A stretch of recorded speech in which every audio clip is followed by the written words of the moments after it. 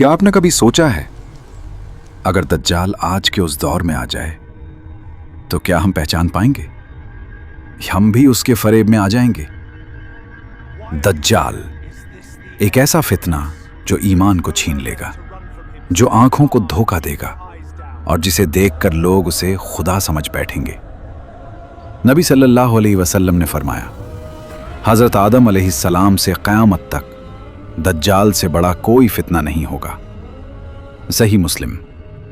دجال ایک انسان ہوگا مگر عام انسان نہیں۔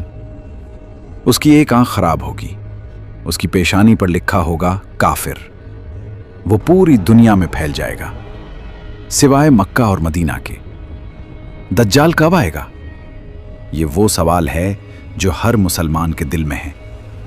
نبی صلی اللہ علیہ وسلم نے فرمایا، دجال اس وقت نکلے گا جب لوگ دین کو بھول جائیں گے، یعنی جب جھوٹ عام ہوگا، جب ظلم بڑھے گا، جب لوگ دنیا میں کھو جائیں گے، جب علم کم اور جہالت زیادہ ہوگی، اور سب سے خطرناک بات، لوگ دجال کے آنے کو جھوٹ سمجھنے لگیں گے۔ دجال کے حیران کن طاقتیں ہوں گی۔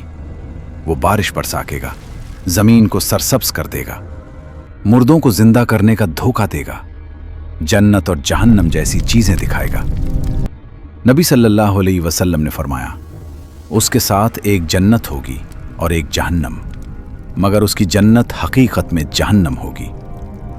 دجال کہاں سے آئے گا؟ ایک حدیث کے مطابق دجال مشرق کی طرف سے نکلے گا اور زیادہ تر جاہل لوگ اس کے پیروکار ہوں گے۔ منافق اور یہودی سب سے زیادہ ہوں گے، اور کمزور ایمان والوں سے خود کو خدا منوانے میں کامیاب بھی ہو جائے گا۔ لیکن قیامت سے پہلے صرف دجال ہی نہیں آئے گا، بلکہ ایک عظیم رہنما بھی ظاہر ہوگا جو دنیا کو ظلم سے نکال کر انصاف سے بھر دے گا۔ وہ ہوں گے امام مہدی علیہ السلام۔ لوگ ان کے ہاتھ پر کعبہ کے پاس بیعت کریں گے۔ شروع میں وہ خود اس ذمہ داری سے بچا چاہیں گے، مگر لوگ انہیں مجبور کریں گے۔ پھر امام مہدی علیہ السلام کی قیادت میں سے فوجیں دجال کے خاتمے کے لیے نکلے گی۔ تب اللہ تعالیٰ بھیجے گا عیسیٰ ابن مریم کو، وہ دمشق کے قریب نازل ہوں گے، اور امام مہدی علیہ السلام کی قیادت میں دجال کے خلاف نکلے گے اور دجال کا پیچھا کریں گے۔ آخرکار باب لد کے مقام پر حضرت عیسیٰ علیہ السلام دجال کو قتل کر دیں گے، اور یوں دجال اور اس کا فتنہ ہمیشہ کے لیے ختم کر دیا جائے گا۔ پیارے دوستو، میں قربان جاؤں اپنے پیارے آقا صلی اللہ علیہ وآلہ وسلم پر، جہاں آپ صلی اللہ علیہ وآلہ وسلم نے دجال کے آنے کی خبر دی ہے، ساتھ ہی ساتھ اس فتنے سے بچنے کا طریقہ بھی اپنی امت کو واضح الفاظ میں بتایا۔ احادیث میں دجال کے فتنے سے محفوظ رہنے کے لیے سورہ کہف کی کثرت سے تلاوت کرنے اور اللہ پر اپنے ایمان کو مضبوط رکھنے کی تلقین فرمائی گئی ہے۔